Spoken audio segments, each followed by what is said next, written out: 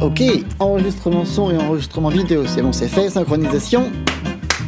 Ok voilà, alors bonjour tout le monde, bienvenue sur cette nouvelle vidéo, j'espère que vous allez bien. Tout d'abord, aujourd'hui dans cette vidéo, on va parler du pourquoi j'ai acheté le Canon EOS R au lieu du R5 et du R6 qui va sortir bientôt. Le R5 est déjà sorti alors que le R6 lui sortira au mois de septembre. Tout d'abord, avant de commencer, il faut savoir que je possède un Canon 60D avec lequel j'ai commencé la photo il y a de ça plus de 10 ans, 10-12 ans. C'était mon tout premier appareil, j'ai commencé à apprendre avec lui toutes les bases de la photographie. J'ai également quelques objectifs avec lesquels j'ai pu m'amuser avec. J'ai appris plein d'aspects, mais voilà, au bout de 10 ans, comme vous pouvez vous en douter, il y a pas mal de choses qui sont devenues un peu has-been sur cette bonne vieille caméra. Et cette caméra, voilà, maintenant je suis bloqué par les aspects de cette caméra là et je voudrais évoluer et progresser dans la photographie. Malheureusement, cette caméra là ne me permet pas de continuer. En tout cas, j'ai poussé mes limites au maximum avec cette caméra là. C'est pour ça que j'ai voulu du coup me mettre à jour avec une nouvelle caméra, le Canon EOS R, qui est en train de me filmer en ce moment. J'ai pendant longtemps et très longtemps réfléchi à quelle caméra je voulais absolument m'acheter. À la base, je voulais me procurer le 1DX Mark II, mais finalement j'ai changé mon avis et je suis parti sur le Canon EOS R. Et pour ça, la raison principale, c'est que je voulais absolument m'orienter vers le futur, et je pense que les pleins formats sont un peu le futur de la photographie et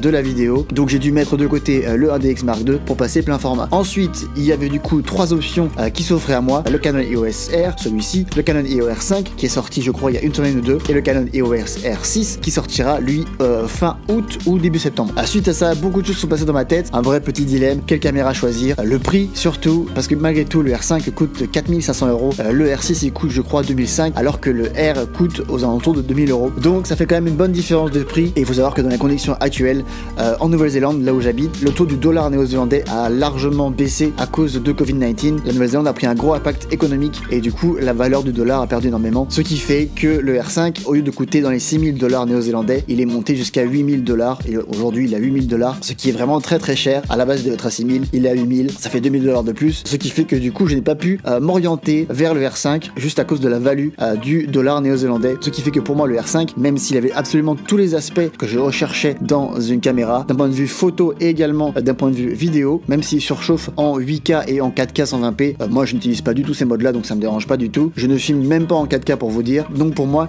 il n'y avait même pas de problème de surchauffe. Mais voilà, à cause du prix et à cause de la value du dollar néo-zélandais, je ne me suis pas orienté sur le R5. Maintenant mon choix pendant très longtemps c'est un peu battu entre deux options, le R6 et le R, et là malgré tout, même si le R6 était sur beaucoup d'aspects très intéressants, je ne suis pas parti dessus, tout simplement parce que il n'offre que 20 mégapixels, et 20 mégapixels malheureusement dans les jours d'aujourd'hui ça ne suffit pas du tout, en tout cas à mon usage personnel. La raison est que 20 mégapixels ça suffit pour les photos de portrait, donc pour les photos de personnes normales, mais pour la photo de landscape, donc de paysage, c'est ce que je fais, la photo d'architecture c'est ce que je fais, et la photo de street, donc la photo de rue. Et pour moi les 20 mégapixels qu'offre le R6 ne sont malheureusement pas suffisants. La raison est que 20 mégapixels ça suffisait largement sur les anciennes caméras, sur les DSLR, mais sur les pleins formats, 20 mégapixels ça ne suffit pas du tout. Alors oui, tout le monde dit que 20 mégapixels ça suffit largement, malheureusement c'était le cas sur les DSLR.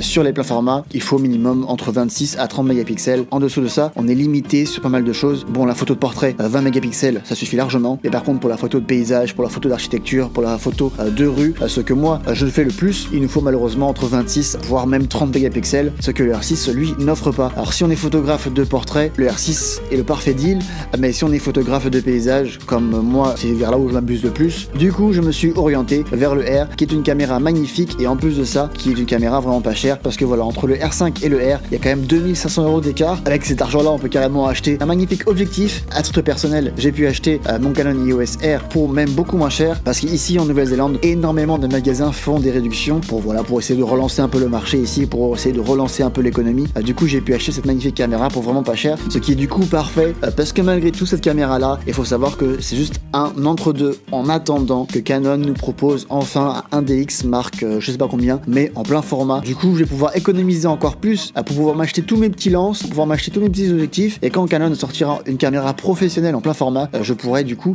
me l'acheter. Donc je garde mon argent que j'ai économisé pour mon R5, je mets tout ça de côté, je vais pouvoir m'acheter mes objectifs, et quand on aura une caméra professionnelle personnel, je pourrais du coup l'acheter sans souci. Du coup voilà, c'est pour ça que j'ai acheté le Canon EOS R. C'est pour moi un premier pas pour me mettre dans le plein format de chez Canon. Je suis hyper content, la caméra est juste incroyable, surtout quand on passe 60D qui est vieux de je sais pas quand, c'est hyper vieux ce truc là, et du coup de pouvoir passer de ça à ça, ça fait une belle différence, même les retours, tout ça. J'ai déjà fait d'ailleurs plusieurs photos avec cette caméra là et les résultats sont juste incroyables.